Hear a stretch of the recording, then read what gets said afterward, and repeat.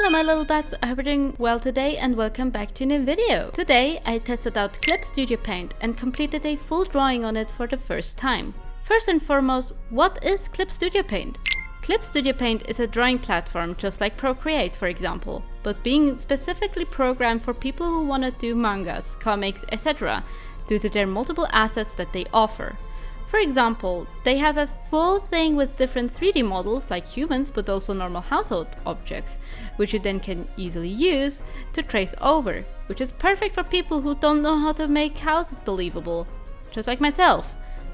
Wait, also for drawing poses in different angles. I did try to use Clip Studio Paint a few times, but always fell back to Procreate, but this time I wanted to fully commit to at least make a finished drawing using Clip Studio Paint, and this is how it went.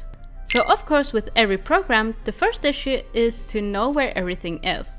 Clip Studio Paint is technically a program for the PC and you kind of feel and see that when opening the app. For someone who uses Procreate since 2020, this might look extremely overwhelming and over the top. I also had an issue with how small the actual canvas was on the screen due to how many things are around. Maybe that's just me and the fact that I use an iPad, but this also gave me the feeling that this program was actually made to be used with a graphic tablet that is connected to the PC itself. Another thing that I noticed are the brushes. They are so extremely pigmented. Don't get me wrong, some of these brushes are amazing and I do want to talk about my favorite brushes in a moment, but I used to use a softer kind of watercolor-like brush to sketch and even those felt a bit too much. But after some testing out in the sketching process, another issue for me appeared. Stabilizing the brush. Having a stabilizer for the brushes is the most important thing for me because sometimes I use the same brushes for different things. When sketching, I tend to have little to no stabilization to give myself enough freedom to scribble all over the place, while whenever I do the line art, I need to have it stabilized by at least 50% on Procreate, which felt like I had still some control over the lines but get some assistance to keep the lines straight.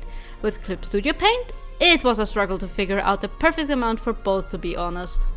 Especially in the lining phase, it felt like the line was dragging behind and felt so strange and wrong. I checked videos of others using Clip Studio and it never seemed like they had this issue. But again, most of them had graphic tablets, so maybe that's also because of that. So those who use Clip Studio Paint on either iPad or graphic tablet, let me know in the comments if you had this struggle too. So as you can see in the beginning, I was struggling hard just with the sketching part. But then I learned something really cool that changed my way of sketching. The layer properties.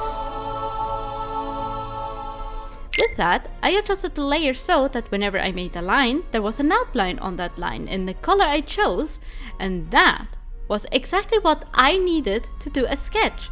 With a few simple shapes and the help of a 3D asset I downloaded on the Clip Studio Paint website, I had a quick and fun sketch ready. And now it was time for me to do the thing that I actually love to do, which is the line art part. Again, I struggled to find a perfect brush that would fit my needs, downloading some more brushes on the website, but then struggling with that too to the stabilization of the brush and so forth, until I came to the realization that the issue wasn't the program. It was me. Being so nervous, too demanding, just still thinking that this is like Procreate, and it isn't, which is absolutely okay. After trying to change the mindset a bit, I found my favorite brush, which funny enough was already in the default brush settings, the Real G-Pen. The textured edges and the crisp flow gave the drawing a really pretty hand-drawn look, while also giving me the power over the pressure of the brush. That's why I managed to get some of these lines so thin to achieve this cartoony-like style.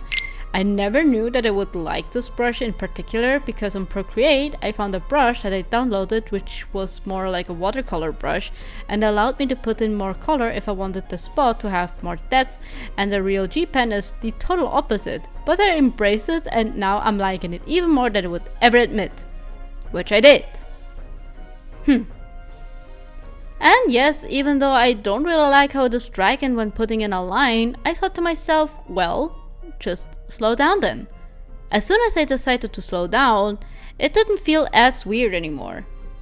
Let's go to the next part, which is the coloring part. One thing I have to complain is that on Procreate I have found a really cool technique that made the colors after rendering so much more interesting, and I think it isn't really possible to do with Clip Studio Paint, or at the bare minimum I didn't figure it out. Putting in the base colors wasn't as spectacularly different than when using Procreate, but one thing I did like more was the selection tool, because there you can use a brush to select the areas you want to color in, and even erase some parts when you select it too much. There are for sure ways to make it more quick, but this is for sure a huge improvement. Going to the next thing, which is the blur brush. On Procreate, I used this tool to drag the colors around, which was really useful because I might like the position of the shadow but hated how much color was in there, so I just dragged it around with the blur brush. But on Clip Studio Paint it is literally blurring the color, and that was really strange in the beginning. But I instead used it to smooth out the shadows a bit, which helped me to achieve these hard and soft shadows easier. So after talking so much about the different things, it's time for the final review. Clip Studio Paint, in my opinion, isn't a program that beginners should use when having an iPad. For that, I really do recommend Procreate, just for how easy everything is set up. Clip Studio might be a bit too overwhelming for beginners, but of course if you want to start digital art with Clip Studio, go for it! Would I reuse Clip Studio Paint, and why? Absolutely! Not only are there so many assets you can just download easily and then use directly on your project, it is also perfectly tailored for mangakas, which is the reason why I want to use it in the future to create my own manga, which is at the moment nowhere to be ready. But chapter 1 to 3 are all down, so I'm working on chapter 4. I do want to upload it on Webtoons, but also want to make early access for people who really believe in it. I'm just not really sure if I should do it on Ko-Fi or Patreon. Let me know in the comments what you would prefer. And that's it with the video. Thank you so much for watching. If you want to support, make sure to leave a like and maybe even subscribe. You don't have to do any of it because you watching this video is already so much and is so much support. So thank you so much for doing so. I don't have anything else noted in my script, probably because I thought that I could just ramble and say whatever comes to mind. So one thing that I want to do is thank you all so much for all the lovely comments in my last video, and for all of you watching and leaving a like there. It was a really emotional video. As I said there already, I had to take two attempts, not three, two, and in the first take I even started to cry and open up a little bit too much about everything. But seeing so many people going through the same struggle, on one point, of course, it is absolutely sad, because I personally believe everybody deserves to be happy in their life and should do whatever feels right and shouldn't be restricted by today's life, where it says like, oh hey, you have to do a full-time job and have to work for a company that is maybe not to your liking or whatever.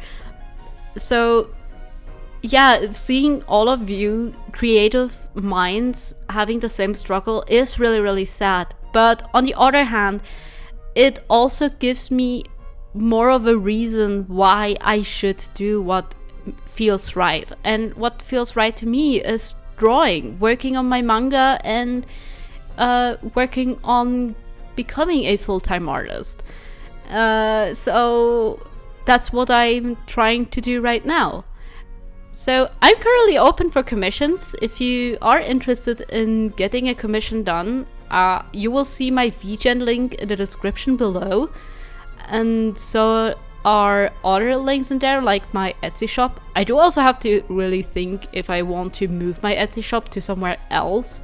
For example, I don't know if there are other examples of like these online stores where you can do. I would like to do a Shopify, but I do first want to, you know, kind of gain a little bit of a reputation here and there, and Etsy for now is more than enough, I guess.